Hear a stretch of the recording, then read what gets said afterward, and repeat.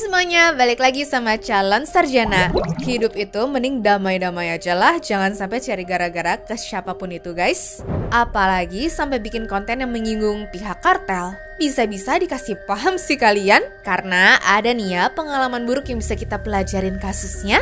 So, hai, aku Jenny dari calon sarjana, dan inilah beberapa kisah di mana YouTuber atau influencer terkenal berurusan dengan para kriminal dari pihak kartel narkoba. BTW, kalau kalian suka dengan tipe video seperti ini, jangan lupa kasih likes, share, dan juga subscribe-nya ya teman-teman.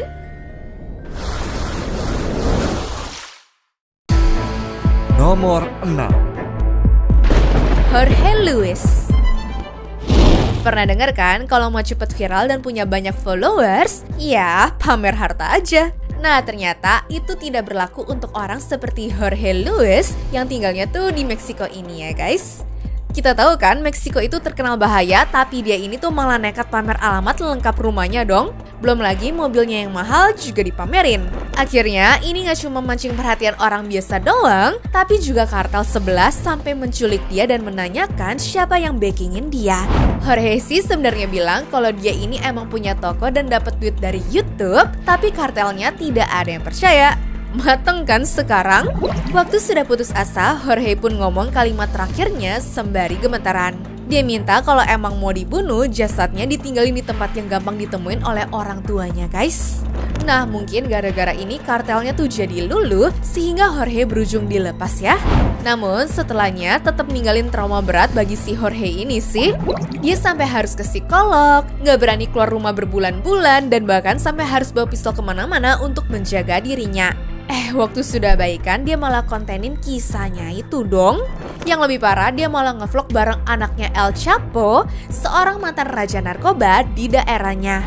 Ya walaupun kasus kali ini sepertinya tidak sengaja ya, karena sepertinya tuh dia pun gak tahu siapa yang diajak ngonten itu.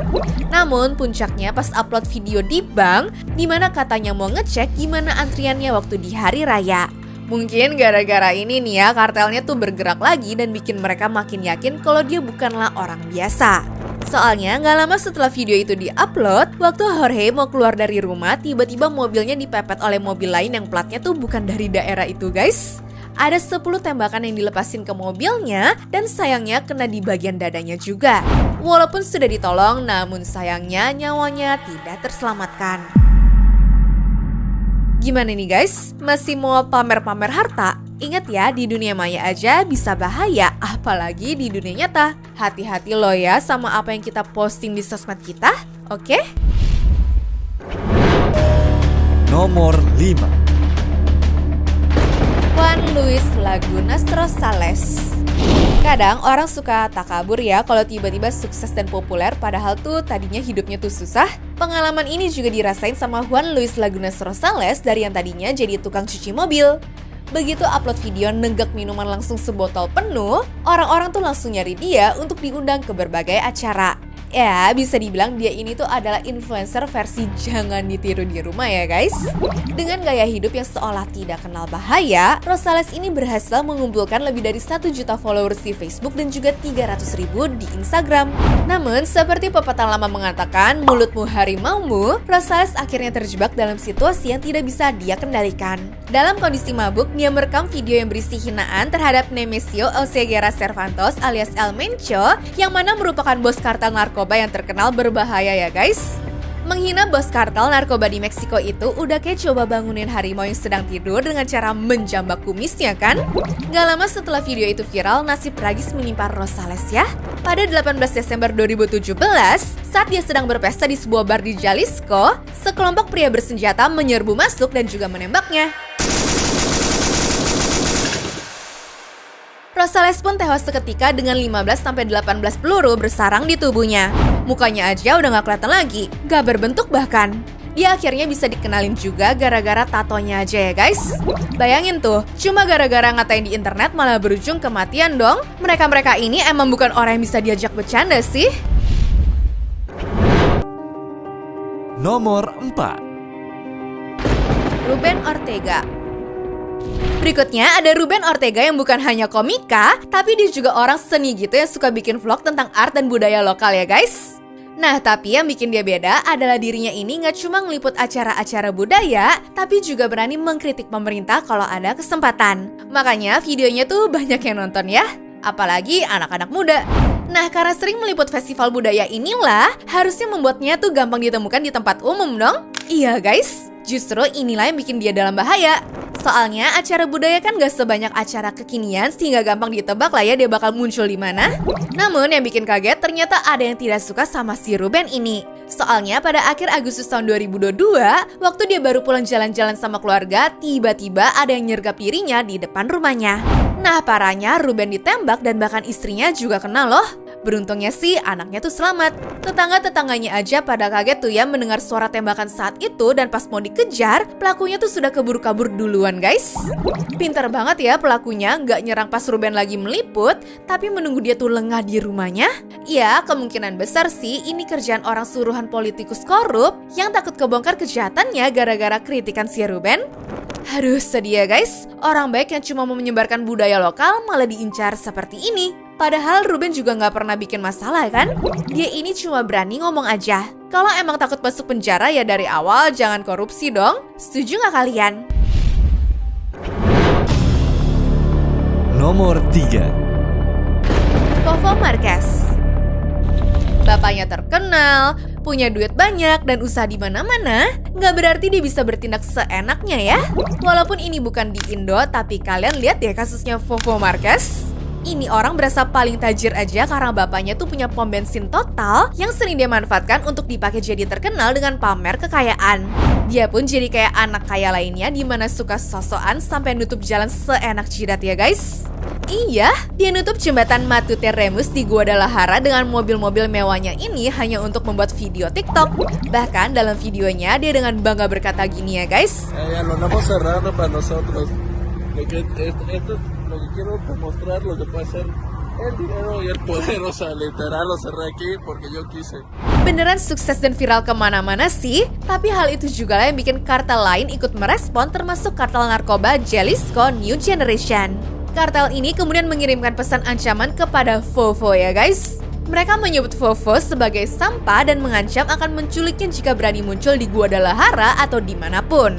Sepertinya si Fofo ini lupa ya bahwa di Meksiko ada hierarki kekuasaan yang tidak tertulis dan influencer TikTok tuh jelas ya bukan ada di puncaknya. Ya, ironisnya masalah Fofo dengan kartel narkoba bukanlah akhir dari petualangan hukumnya. Pada Februari 2024 dia terlibat dalam kasus kekerasan terhadap seorang wanita bernama Idit di sebuah tempat parkir ya guys.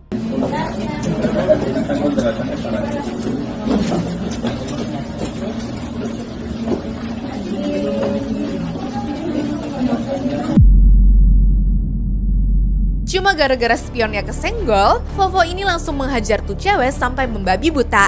Maklum, dia pikir mungkin gak bisa tersentuh dan juga bakal lolos terus-terusan ya.